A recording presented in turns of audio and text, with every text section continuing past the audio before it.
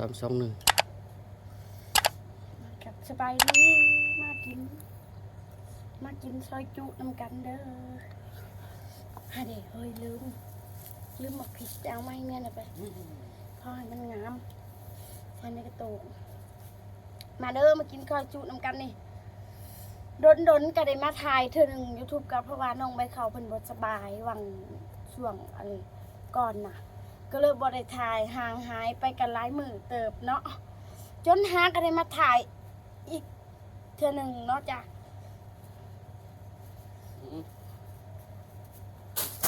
โอ้ยเอามาเป็นถุงเลยอันนี้คือแบบหมักพริกดิบที่ซาพอนซื้อมากินน้ำกันเลยเนาะซอยจุบ่ได้กินตักแต่โดนเลยเด้ซอยจุอ่ะคันความลงนี้ก็บ่ได้กินเนาะจ้ะแจ่วคมแจ่วอันนี้แจ่วบีแซ่บๆเนาะมา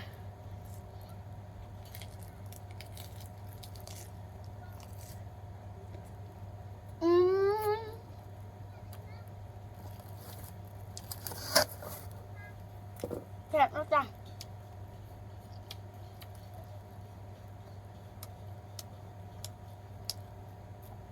ขมอำลำถ้ามีหมักเขือติดเอาอยู่สวนหลังบ้าน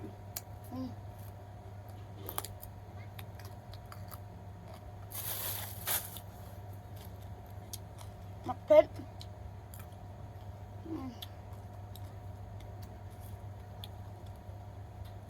โคตรแซ่บเลยตอนยังไปข่าวรับแล้วถ้าพันจะมีโอกาสจะลองกินออกมานั่งกินแบบนี้ผัวเอาน้ำมาให้เมียเนี่ยตัวอันอยู่ในหันน่ะบีบน้ำใส่กระด้งน้ำเย็นตัวอยู่ในตั้งอยู่ฮะอยู่ในห้องกระปุกฮะนี่คันแพนางสินงัวเด้อขัวสะพานขัวแล้วเนาะแล้วก็มาซอยจุเพราะว่ามากินซอยจุ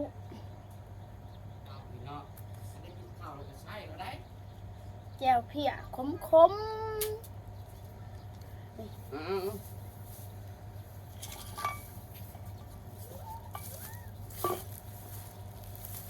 แก้วเพียขมนี่ตักเฉลยห้องงง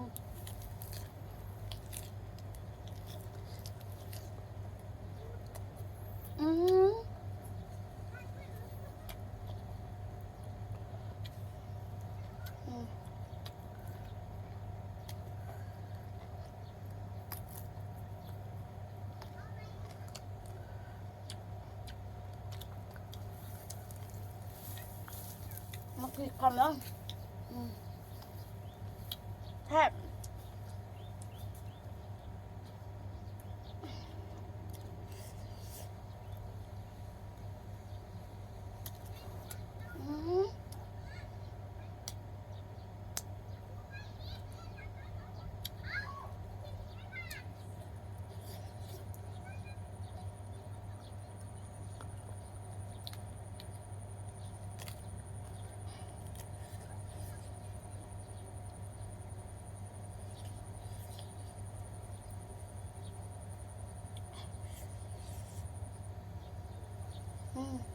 มาเด้อคันแพนากระเสียกงามๆในนิดนึงเพราะว่าเฉพาะลวกชุบโพดเฉพาะเป็นคนแบบหมักชุบเนาะนี่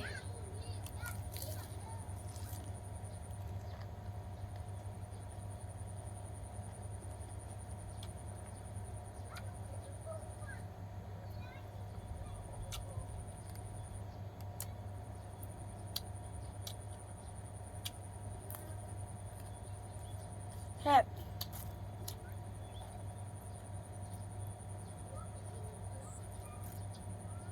ตั้งแต่ง่ายจนใหญ่ชาพรไม่เคยกินแบบฮันแพนาซอยจุ๊บแบบนี้หากะจะมากินมื้อนี่ครั้งแรกในชีวิตคิดว่ามันแซ่บ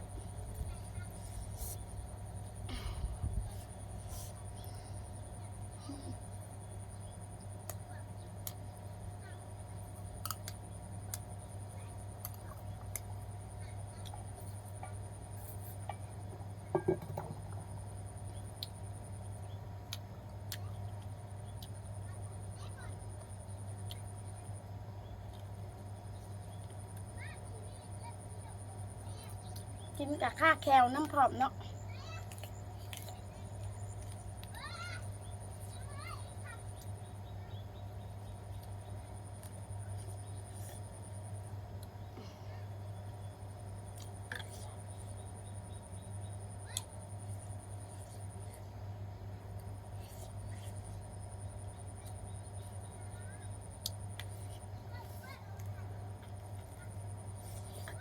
นี่ตักแจวเพียแจวพีใส่คมๆ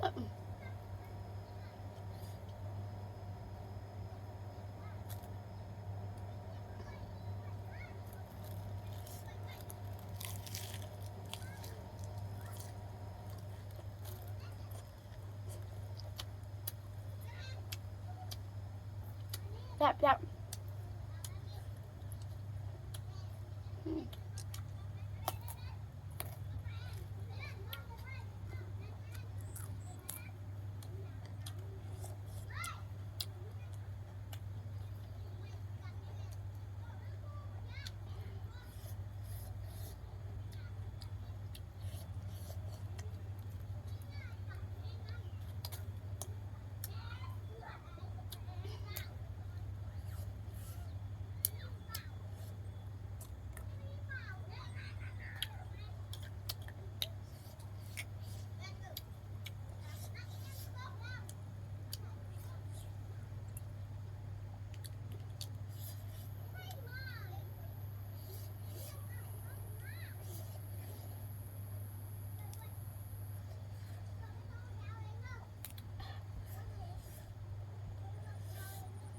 บบแซ่บมาเด้อจ้ะเด้อโดนกระทายเธอหนึ่งเพราะว่าสาวพรบ่มีเวลาเพราะว่าน้องไปเข้าเพิ่นบ่สบาย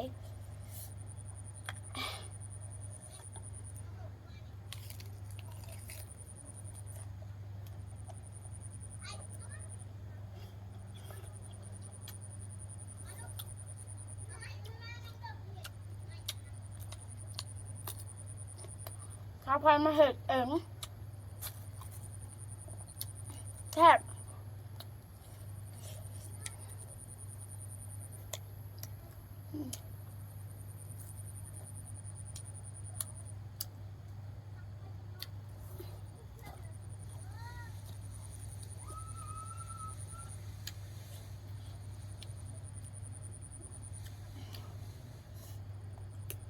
นี่มะเขือหลังบ้านหน้าบ้าน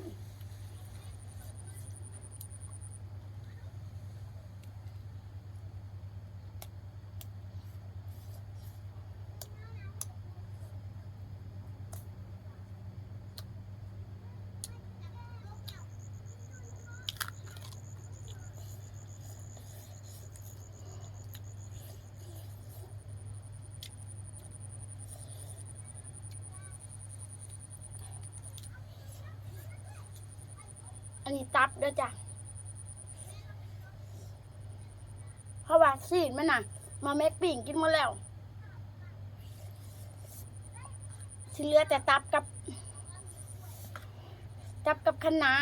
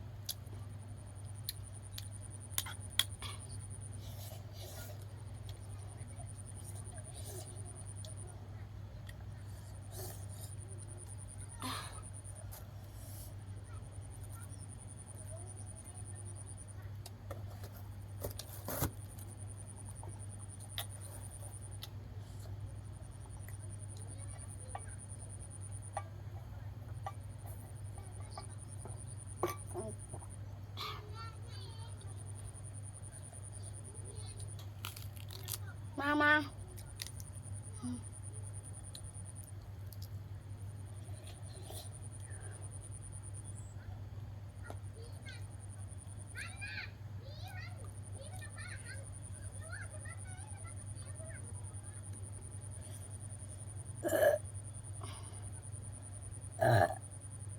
กินข้าวพ้องหนามอยากอิ่มไว้เนาะจ้ะ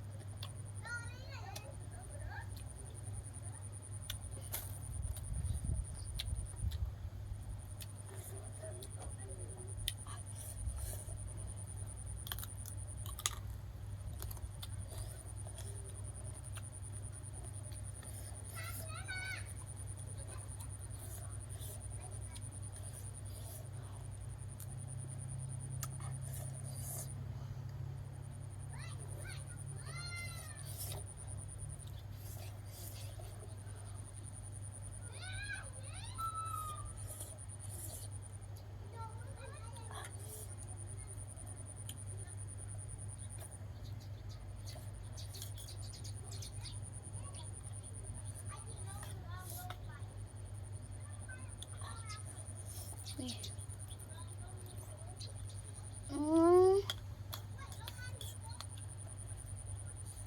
โหดแสบอ่ะ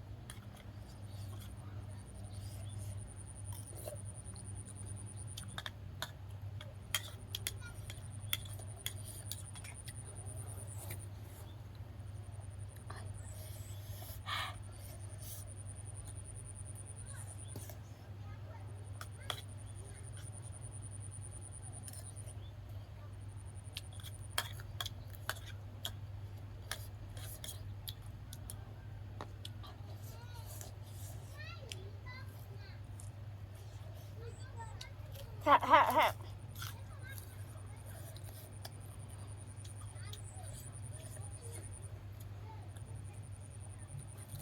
แซ่บอีหลี